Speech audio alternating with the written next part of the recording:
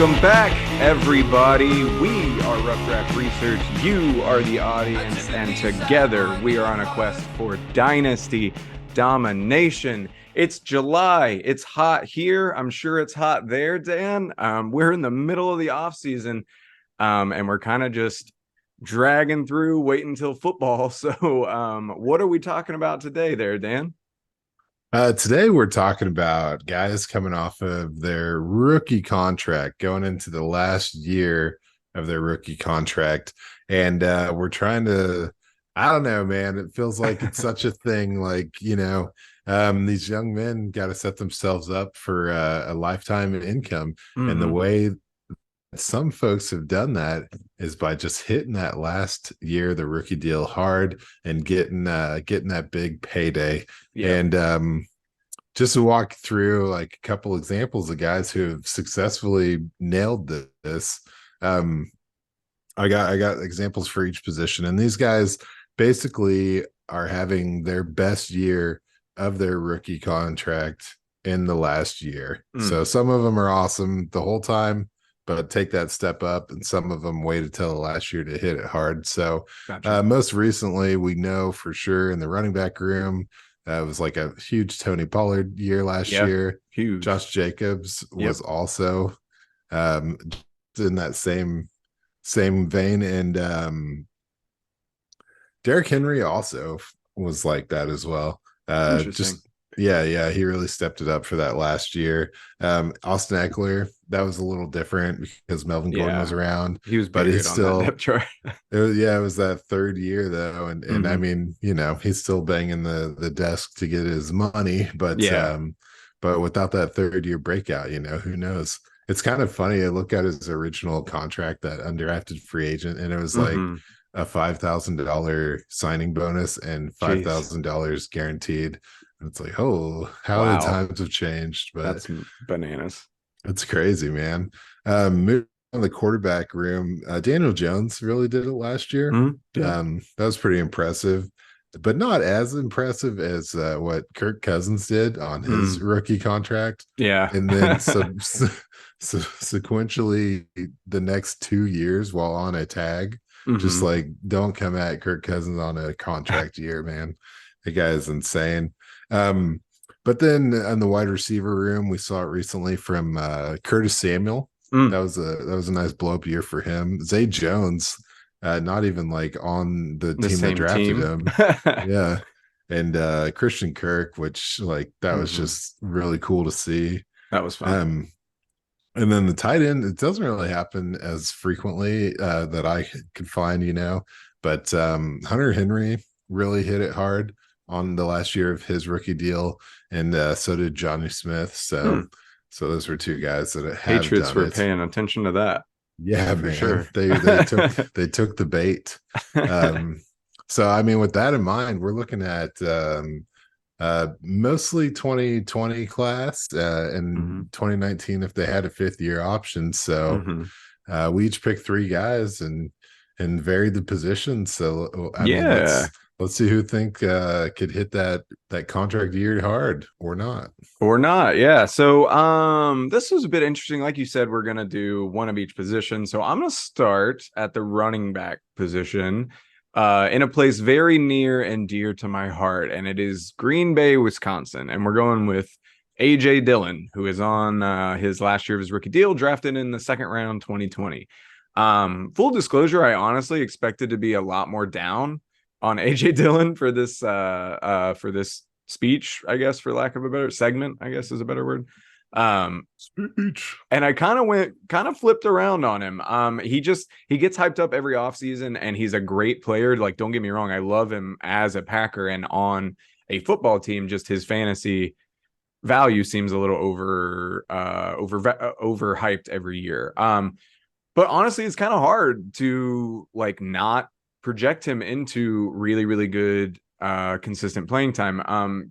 Every year that he's been in the league, he's at a PFF rushing grade of over 84, which is above average starter to even elite starter status. And he had an 88 and a 90 in one of his years. He's been over 4 yards a carry every year that he's in. He's increased his touchdown percentage every single year he's been in, despite being second to Aaron Jones every year.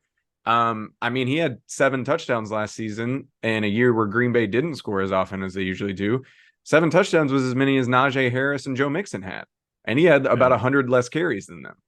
So the guy produces when he does it. And it's easy to see why he does the touchdowns and gets the work done because he's a red zone machine, man. In 2021, he actually out touched Aaron Jones in the red zone, 41 touches to 33. He had more yardage and more touchdowns in the red zone. Last year, they were super, super close. Jones beat Dillon out by 2. Aaron Jones had 29 touches in the red zone. AJ Dillon had 27. For those of you paying close attention, you'll notice that those two numbers for those 2 years are way different. They combined for 74 touches in 2021 and only 55 in 2022. So if we see like a more efficient Packers offense that's getting into the red zone more often than they were last season, then we could see those numbers jump back up for Dillon. He just wasn't getting the chances. But that's kind of the question, right? Like, what type of Packers offense are we going to see? Are we going to see the 2021 Packers, who were 4th in the league in touchdowns and had an MVP quarterback? Are we going to see a Packers team that's closer to the 2022 Packers, where they finish 11th but look really shaky all season? Or are they going to be even worse than that? We really have no idea. And all of that you got to consider when you're thinking about Dillon, because he is on the last year of his deal. And they could use him a lot. Like Green Bay could be intending to not re-up with AJ Dillon, so they're going to get the most out of him on the last year of his contract. He's also, ironically and crazily, the second most experienced skill player on the Green Bay Packers, because Aaron Jones is the first guy, and then he's next. So they're probably going to want to use the guys that know the offense. He's a leader in that team. Like people love him around Green Bay. And that's the other part you got to consider when you're thinking of AJ Dillon, because everybody wants to project him into leaving. But AJ Dillon has been very clear on the record that he wants to stay in Green Bay. He wants to have a better season than he did last year, and he wants to sign another deal in Green Bay. If Green Bay looks off, or like he doesn't hit that RB1 status, I mean, maybe he probably won't hit it with Aaron Jones there, but if he doesn't look great and then they re-up with Jones or something next year, then Dillon still will just forever kind of be that RB2 potential with up weeks whenever it's cold outside and they want to run somebody into the ground, or Aaron Jones is hurt. But I just don't know that I see him being a perennial like RB1 even if he leaves Green Bay. He's just not really set up for that style, it seems like, although the numbers seem to argue with me on that. I just think he's a really interesting name, but I honestly think ultimately he ends up back in Green Bay. Now, whether he's the starter or not that season, I'm not sure, but it seems like LaFleur will always want to have a strong, like short yardage guy and then a quick, elusive guy. So if he stays in Green Bay, he'll always be that role, and that puts a cap on his ceiling. Man, you really surprised me with the 7 touchdown number last year. Yeah. I mean, shit, dude. That's enough, right? That's enough to, I don't know. Aaron Jones going his 28-year season. Yeah. He's fresh though. That's something with Aaron Jones. Like he doesn't get used as much as a lot of guys, and he gets a lot he doesn't get Matt LaFleur gets a lot of hate for that. But he does seem still spry. Like he doesn't look like he's lost a step whatever. But you're right, a 28-year-old running back. You never know. Dillon could be the guy this season with a more power focused game with Jordan Love being there. But he's just really interesting, and I think people should keep an eye on him. He's plays really, really well and efficiently every time he gets the ball. Yeah, I think that there's going to be a focus towards the ground game in Green Bay. I mean, just because there's nothing wrong with it and it's proven. You said he's the second most experienced skill position player on the team, so you can't really say that about the rest of it. It seems like a foundation for this team to build on, and yeah, this guys have been doing it for 3 years now in an efficient and successful way, so I don't see that would change. Yeah, but all right, man. Well, let me get my teeth wet here on this one. I'm good. Forgive me for all the expressions I say wrong, America. That's all right. Our role. I appreciate it. Comes from the heart. But I'm going with J.K. Dobbins. Mm, Shoot, I don't know if I'm going to regret saying any of this or not, but here it comes. Right now he's got the keep trade cut value of a mid first, oof. which is not like, I mean, he was originally in our for the belt league drafted at the 1-3, Mm, so I guess he's kind of retaining his value. wow. Um, I don't know. Yeah, he's projected as a mid RB2 this year. Yeah, and his best season was RB23, Mhm, PPR, of course, and that was his rookie year, followed by a missed year with ACL mm. injury. Yeah, and a couple of knee surgeries since that rookie year. So is he really going to do it? I don't know. I'll tell you guys all about it. The Ravens originally picked him up in the second round. He's a 55th pick. And yeah, it was a hot year, man. Mm. He really did do pretty well that rookie year, despite being third on the team in carries. He had the most touchdowns, and he was hitting about 6 yards per carry with just over 800 yards. And it was 134 carries, so it wasn't being overused. It really was efficient touches. Um, but yeah, that year he was eighth in yards after contact among running backs with 100 carries at, and that was per attempt at 3.35. So I was a little surprised digging into his numbers. He's not breaking a ton of tackles, but he did have, per carry a lot of yards after contact. So yeah, obviously he's a pretty decent running back, but I had some major concerns with the lack of passing usage. A lot of people have said this, and I've said it a few times, that the tight end and the running back don't play well when it comes to sharing targets, Yeah. and he's sharing the field with Mark Andrews. So it's Mm. going to be a little bit of a problem. That rookie year, he only had 24 targets. That's real. That's Not real great. bad. Real sad. Real bad. Real sad. Real bad Uh, sad. so um, I don't know. Maybe it's a Lamar thing. I don't know. So those 3 years that he's been on the team, their running back targets for the team were 62 targets in 2020, 83 targets in 2021, and 63 targets in 2022.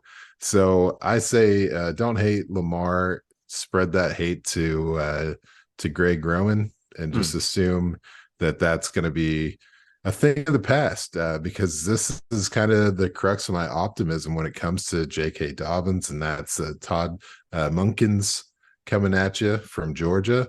The Bulldogs had more catches from the running back position in fewer games last year than the Ravens had targets Oh, to the jeez. running backs. So you have to assume that we're going to be able to close that gap Mm. and kind of get back into that super, I don't know, I'd say frisky kind of pass catching running back that he was at Ohio State.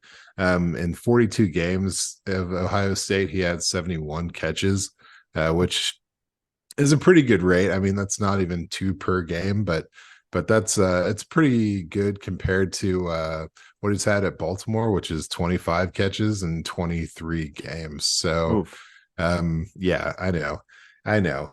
I feel like that was what gave you the juice when he got drafted. Like, he's a Mm. dual threat. He's amazing. But don't forget that last year at Ohio State was 2,000 yards on the ground and 21 touchdowns. So that's not bad. I think that what Pretty I'm good. saying is the guy's got a chance. He's got a chance. And he's demonstrated it with a few pretty good hot streaks at the NFL level. Um, I'd say that he ends the seasons well. His rookie Mm. year, he ended that season by getting 6 touchdowns in a 6 game stretch. And that's 50% of his career touchdowns in 6 games, out of 23 games. So he really concentrated it there. And then to end the season last year in 2022, He had 4 games totaling almost 400 rushing yards. And it was only on 57 carries, so that was 7 yards per carry. Pretty impressive. Mm, Pretty impressive. So I just think that there's a likelihood of his true skill set as a pass catcher to be on display here. And that's going to be necessary because he's sharing the field with the guy, the TD vulture, the human joystick, Mr. Payday, Lamar Jackson, mhm, uh, and he pretty much eliminates the ability for a pure runner to have a top 12 season in that mhm, backfield. So we're going to have to spice it up. We're going to have to shake it up. We're going to have to throw the ball to J.K. Dobbins. And why wouldn't that happen? mm, New OC, new team, new energy, new wide receiver group, Odell mm. Beckham Jr. and a first round pick going to Zay Flowers. So please give me a healthy Rashad Bateman on top of all of this. And I'm scared. I'm scared for J.K. Dobbins. But I think that we've seen him excel in those small sample sizes. We've seen Mhm. him be a very effective touchdown scorer, a hugely efficient yards per carry kind of guy.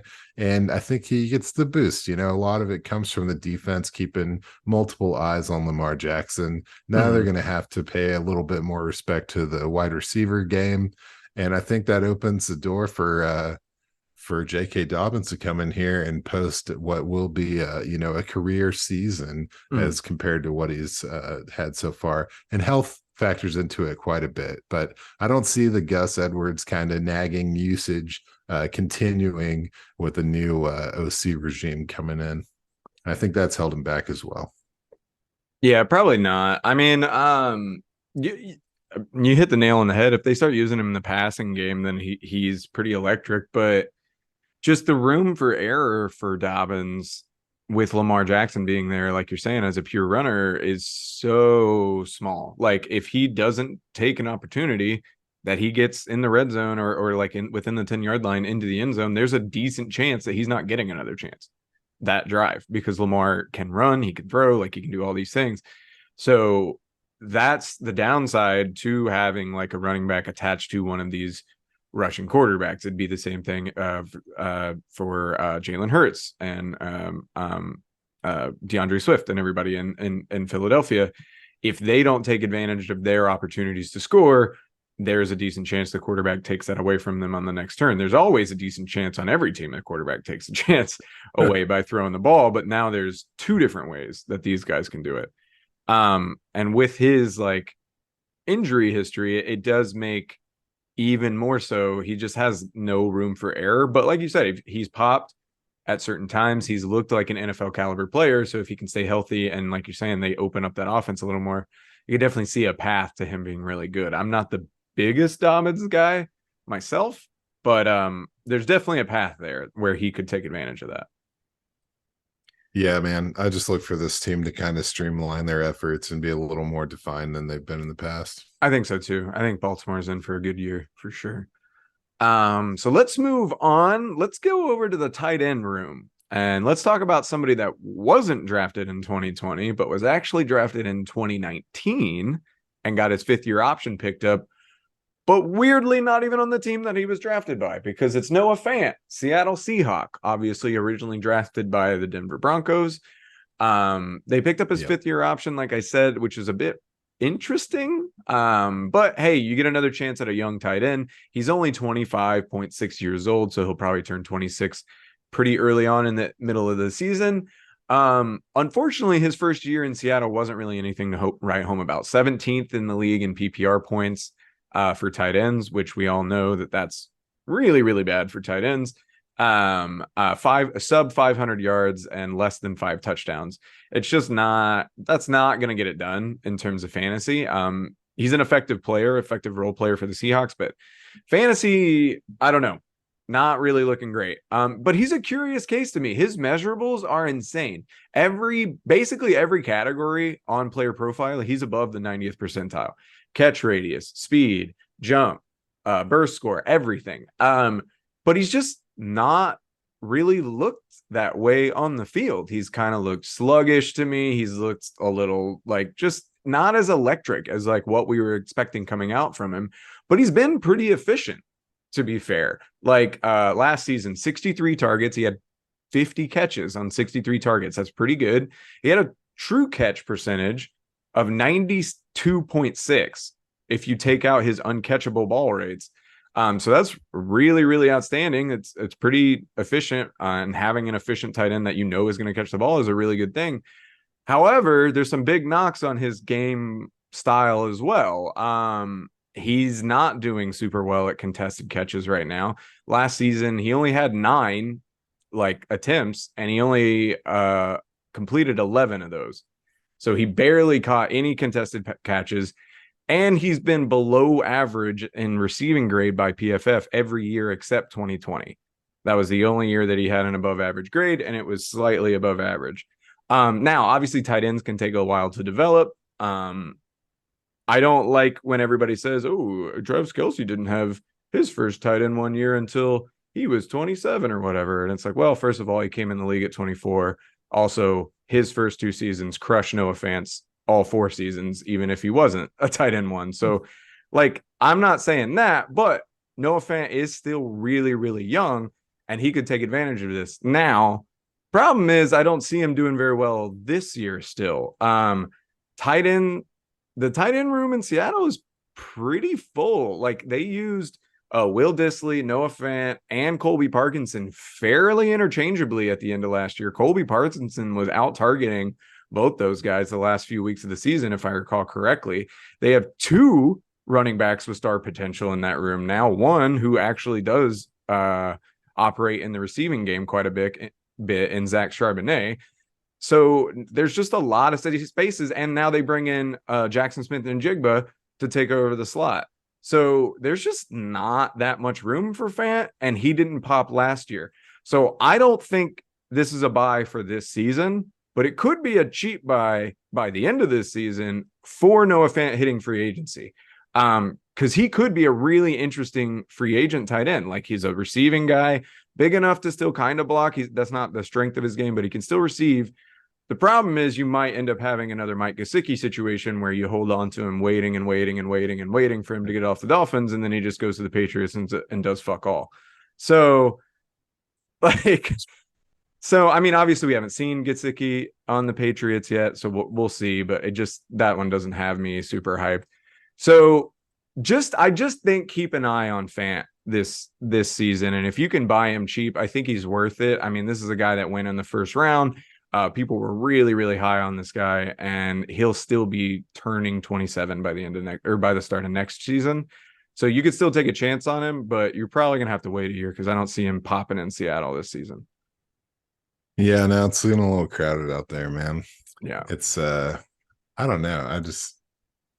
I'm with you, man. I think that there's definitely potential, but it's going to be hard for him to top that sophomore year, when he was the tight end 8. mm-hmm. Damn, looking strong though. It's hard with tight ends, man. Like I was saying, there's not like a huge track record of guys going off. It could be the time to develop. It could be, I mean, I don't know. It could be anything, but I like your stealthy maneuver going to the 2019 fifth-year guy. Had to pivot. It fits the criteria. Not a lot of depth in that 2020 tight end class. Yeah, once you picked your guy who you're about to announce, I was like, well, shit. Had to go to the year before. Little peek at how the sausage is made. I was going to pick my guys first, since Christian's a natural badass at finding the intricate details. So I get to tee him up pretty smooth. And so in the tight end game, I was like, Cole Kmet, baby, let me get a piece of that. And obviously no one really knows this about me, but I've got a history with Cole Kmet. So I gravitate towards him anyways. But what do you need to know about him? Right now, he's got the keep trade cut value of a late second. I personally drafted him in our For the Belt league at the 304. So he's increased in value. Yeah. Amazing. Yeah. I traded him before last season. So, I can't strike while the iron is hot right now. Although somehow after finishing the tight end 7 last year I feel like the iron was hot Hmm. before last season, Yeah, that and makes sense. it's pretty clear why, and I'll get into it. But they're projecting him as a low end tight end one, Mm. so pretty much repeating similar success that he had last year. And I don't know. So Cole Kmet, he was a second round pick in that 2020 draft. He was a 43rd player overall out of Notre Dame, and he's pretty good sized dude. Sleepers calling him 6'6" at 260, so he's a good sized tight end. And the Bears really haven't been producing fantasy gold over the last couple of years, so he's disappointed, especially his first 2 years in the league. Um, but yeah, like I said, people were still believing in him. And I think that the 2022 season, tight end seven, kept the dream alive. But I would argue that it wasn't an actual breakout year. Mm. Even though you think like, hey man, came out of nowhere, tight end seven, you're doing the damn thing. I I don't know, man. It's the annual points, 150 was pretty solid, but it's a 17 game season for him, and he only provided double digit fantasy showings in five of those Mm. 17 games. Mm. And seven of those outings had six or less fantasy points, including two back to back goose eggs to start the year. Mm. Yeah. So not really what I'm calling a break, but it's all right. It's all right. I just feel like that means there's room for improvement this year. Mm. Not so much as a season total, right? Tight end seven. If he does that again, I'd probably consider it success. But I think he needs to find some consistency. Last year, three of those five double digit games were after Darnell Mooney was out for the year. Mm. So now you got Mooney's back, he's healthy, and you have DJ Moore to compete for targets. So it's a little scary to project too much with Cole Kmet, but I think that you got to look at a couple of different things. First of all, was he improved dramatically in the touchdown category. In 2021, he produced zero touchdowns. Oof. It was like a really rough goose egg to swallow. And then he went up and put up seven last year, which is a pretty good number. Yeah. But the crazy thing is his targets headed down, right? He only had Mm. 69 as compared to 93 in the 2020 year. Further surprising is that those 69 targets actually led the Bears.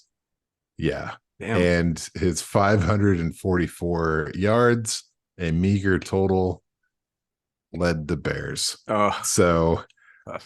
it's hard to say he wasn't doing everything that he could last year. It just wasn't 100% what fantasy managers are looking for, honestly.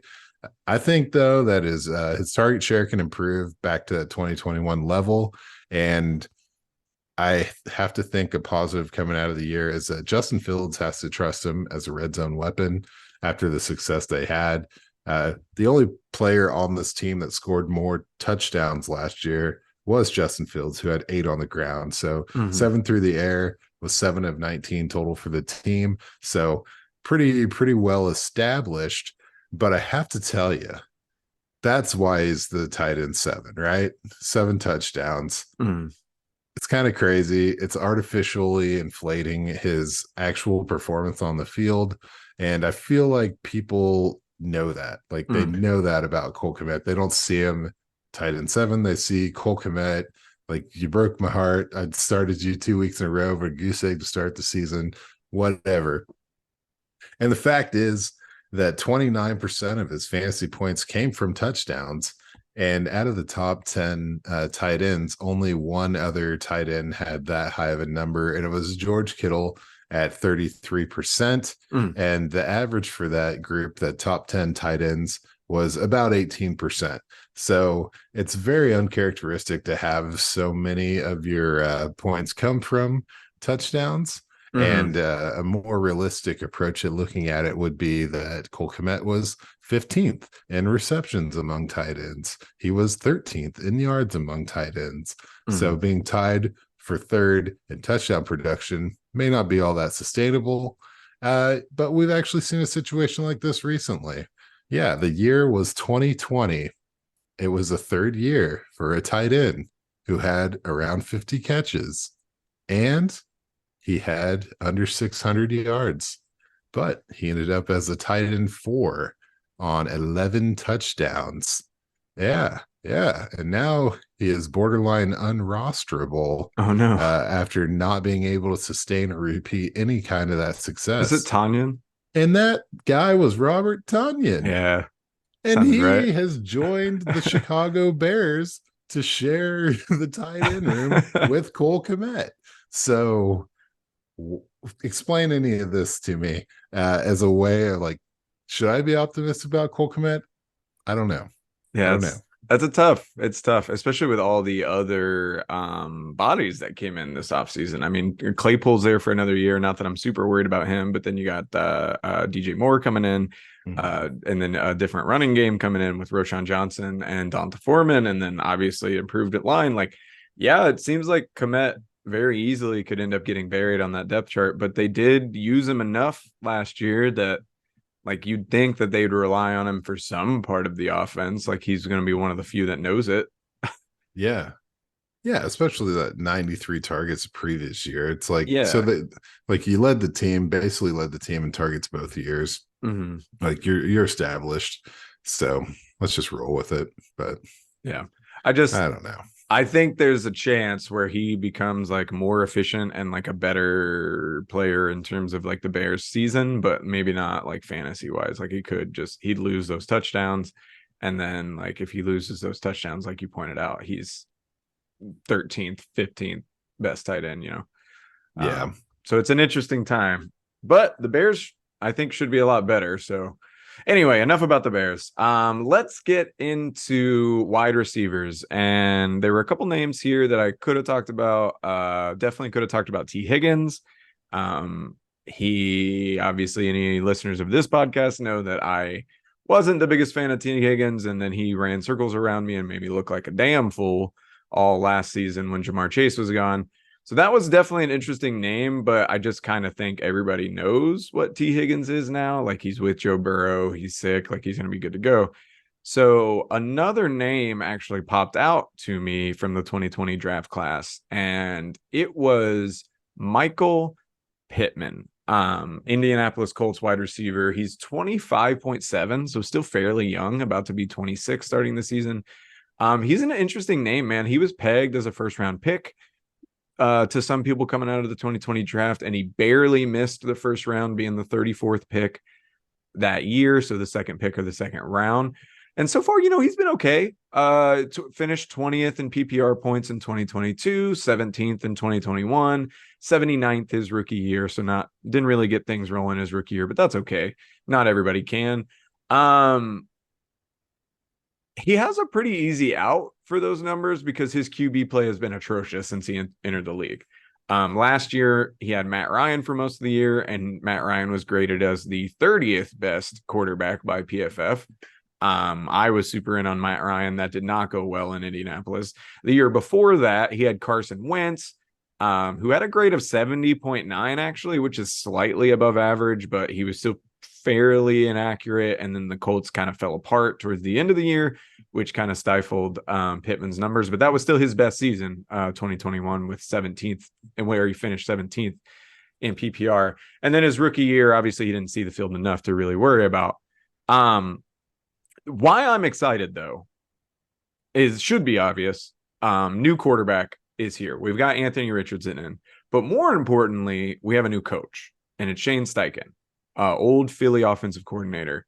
Obviously, a lot of this rides on Anthony Richardson coming in and Richardson being good when he comes in and being able to get the ball to the receivers and running this offense the way Shane Steichen wants to. But if he can, then there's no reason Steichen wouldn't run some sort of maybe light version of the Philly offense from last year.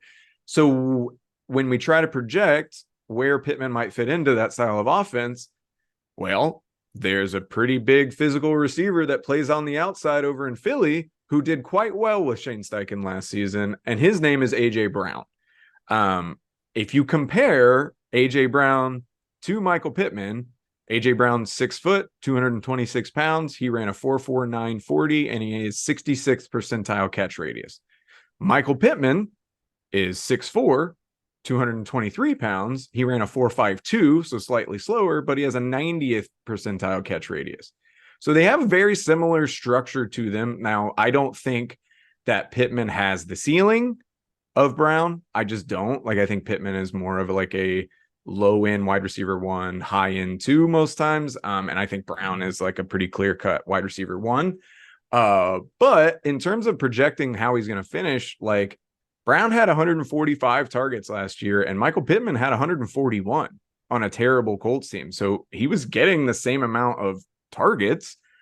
Trouble is, AJ Brown destroyed him in every other category. So Michael Pittman had 925 yards compared to AJ Brown's 1,496. Michael Pittman had 4 touchdowns compared to AJ Brown's 11. And then really, really crazy here was the average depth of target for AJ Brown was 10 yards. Meanwhile, Michael Pittman's dropped from an already 8.4 the year before down to 6.6 in 2022, which is just not what you want to do. Like, that's an easy offense to read. You're just dumping everything at the middle of the field, comeback routes. It's easy to just eat that up. So what I'm saying, all of that is to say, I think Pittman is a buy now. I think he fits really well into the Colts offense. If Shane Steichen sees him as like an AJ Brown light type role, I think he fits in there. And the upside is if you trade for him now, he's a free agent at the end of the year. And I think he's in a really, really good position with the Colts. So if he crushes it with the Colts, he'll end up probably signing back with them. And then you're just signing up for him and Richardson all. There you go. You're good to go there.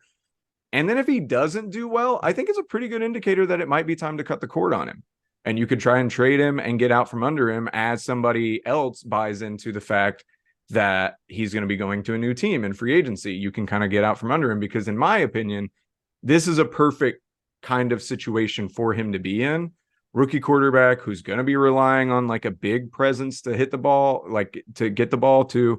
Like, I think this offense makes a lot of sense for him. And if he doesn't put up this season, I think that should raise some red flags on Pittman in terms of his future value for you. But you could get in on him now and see how it goes and then go from there.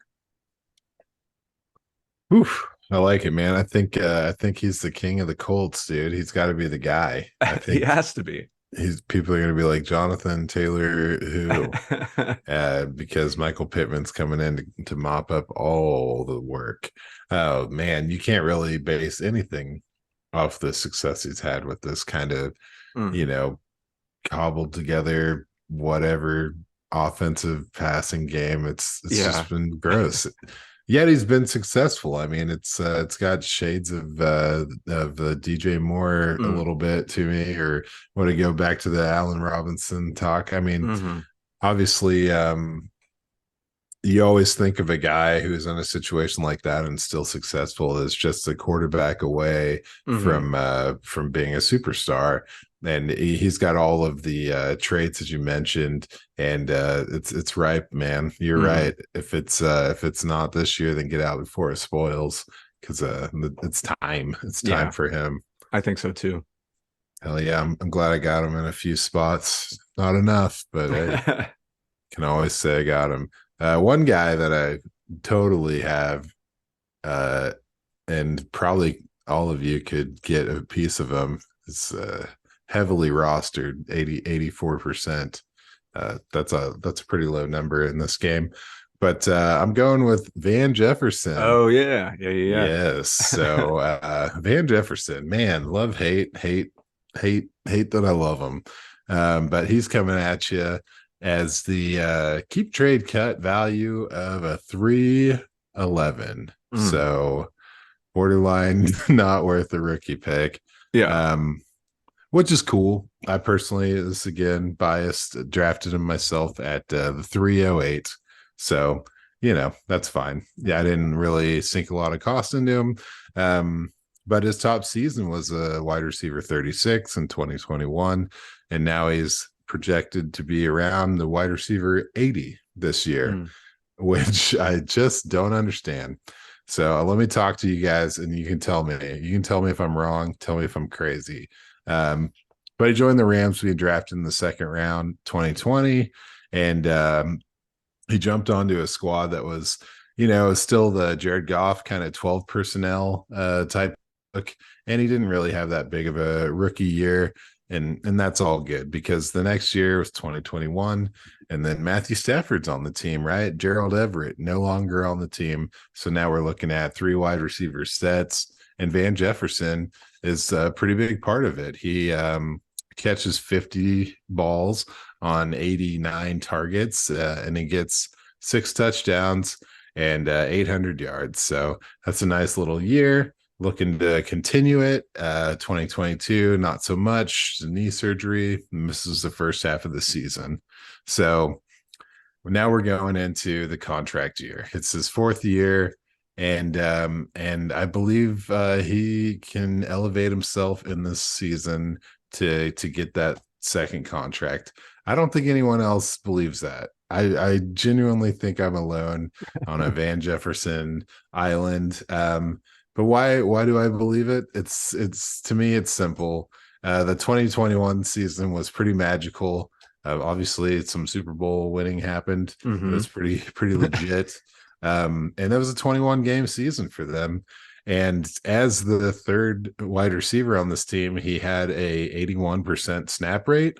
So he was on the field pretty much All the time. all the time. And his yards per catch for the entire season was 15.3, which was ninth amongst receivers that had over 50 targets. So that's ninth. That's a Mm. top 10 Yeah. for actual wide receivers in the Wow. NFL. Yeah, we're all surprised. So 103 targets throughout that entire postseason and regular season.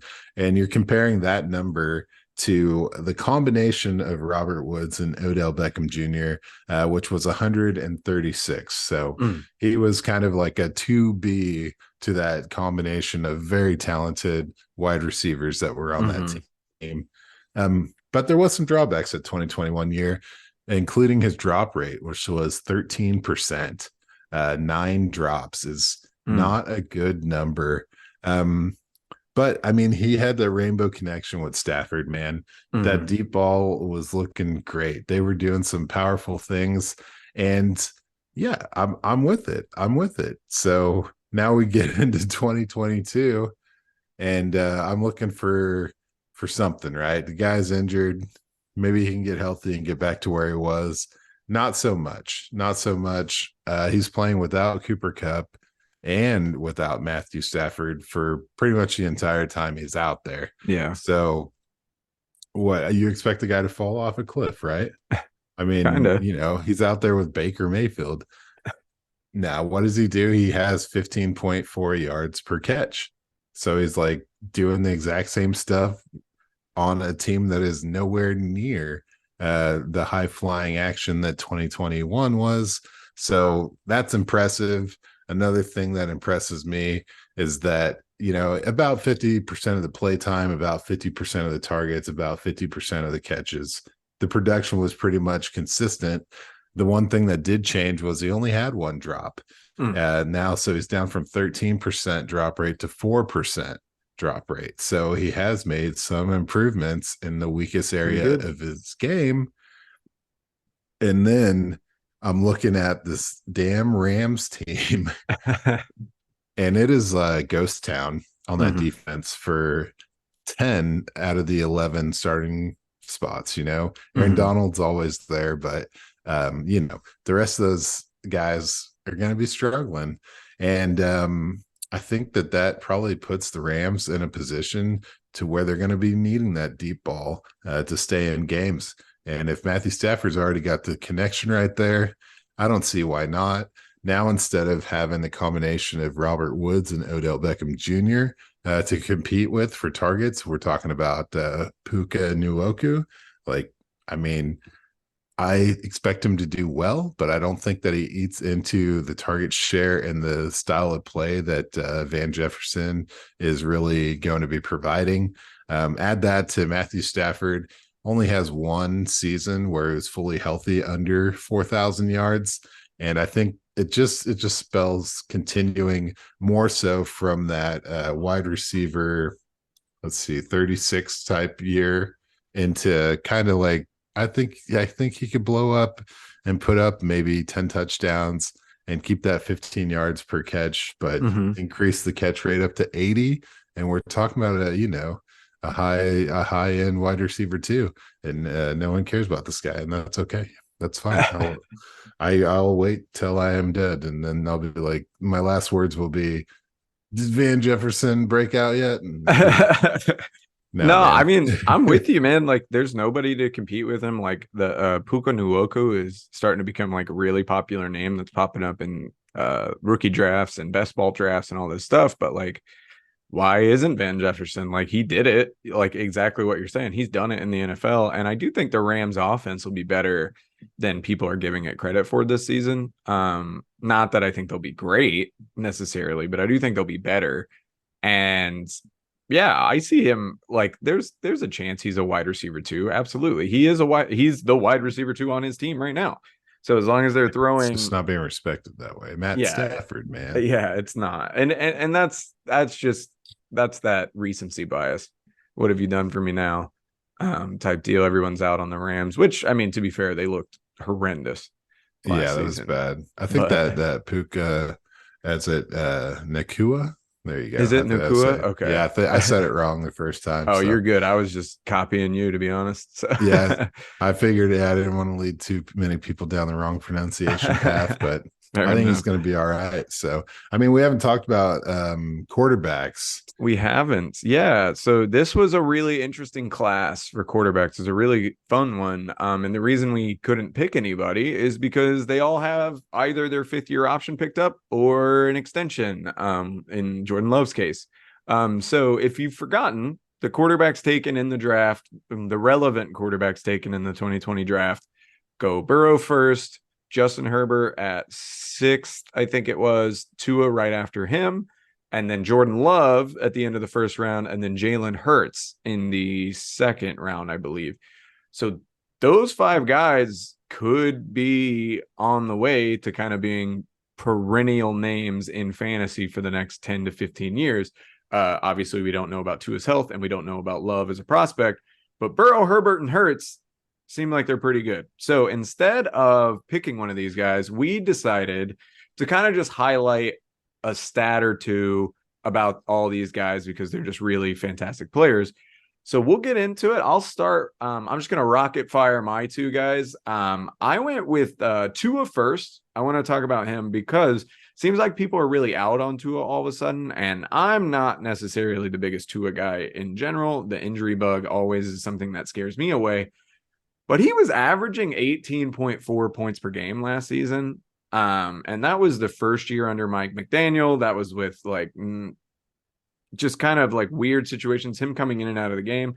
And 18.4 isn't crazy, but when everyone's going nuts about Daniel Jones being a franchise quarterback right now, that's the exact same number that he was averaging last season.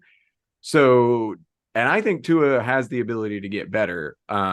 If like in that offense, there's just so many pieces, so many weapons. You had a chain out of the backfield, he could start stealing long touchdowns out of the backfield, you know. So I think Tua is really interesting, and I think people need to keep him in mind.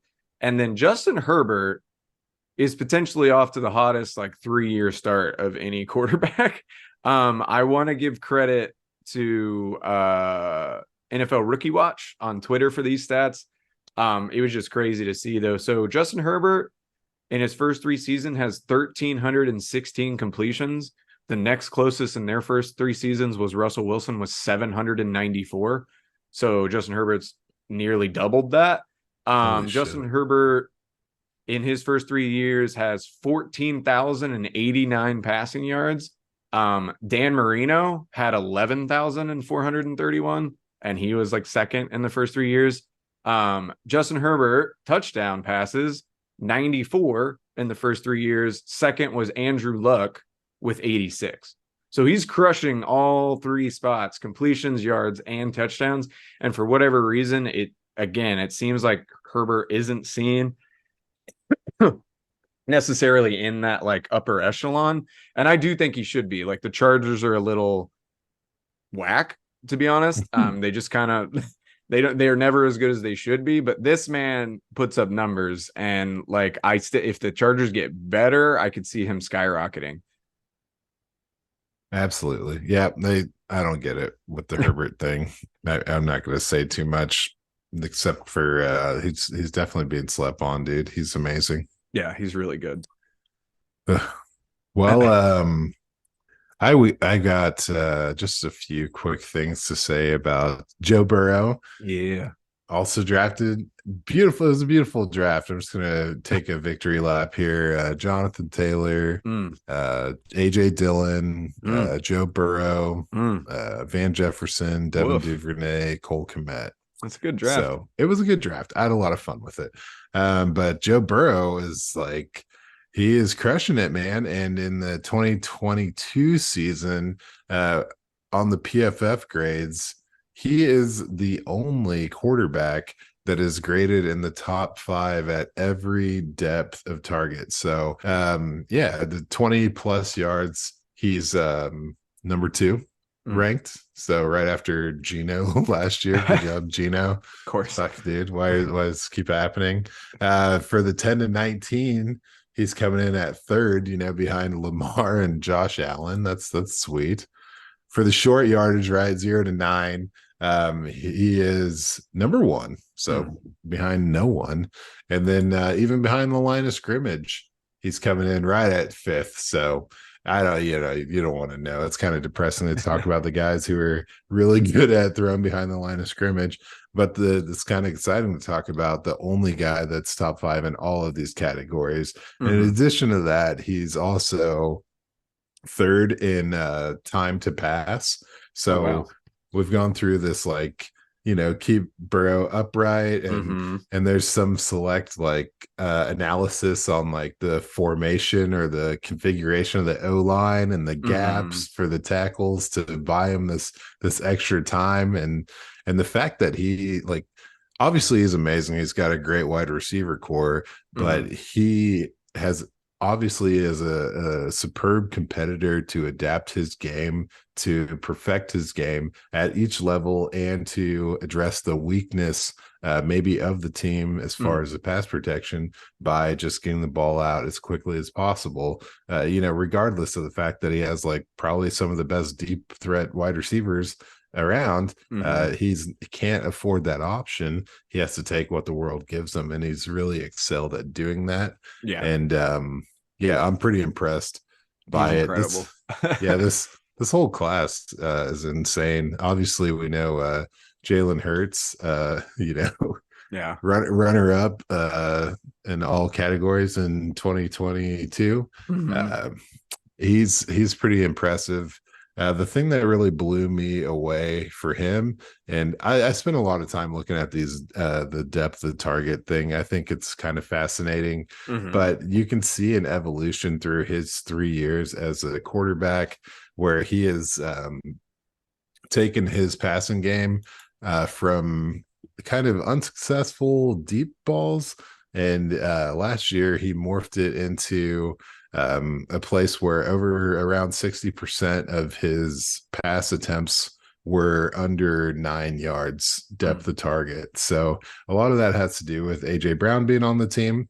But if you look at the players that are running high percentages at that short depth of target, it's pretty telling. It's like your most successful guys are in the 40s. Nearly half of their pass attempts are under 10 yards. Mahomes is in there, Burrow's in there, Herbert's in there. So you got YOLO guys that can do it all, who got Tyreek Hill on their team and shit like that with Tua.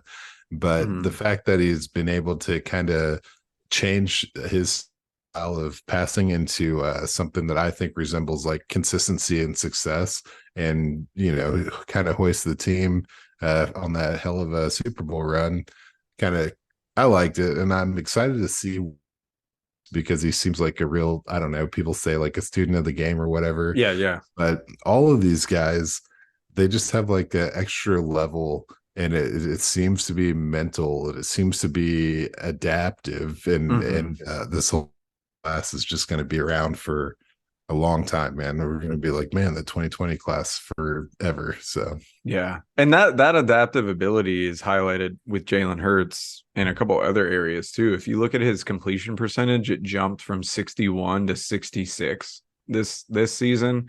And then his QB rating jumped from 87.2 all the way up to 101.5 this season. So like he just become incredibly more efficient and like understanding the game, it seems like. So yeah, if he continues to kind of progressed each year. If you look at his stats, each year he's gotten better. So if he keeps doing that, he's only 24 years old. Like Jalen Hurts could be dangerous. will be. All these guys are fucking dangerous, Oh dude. yeah, Tua, for if he can sure. stay healthy, man, this is insane.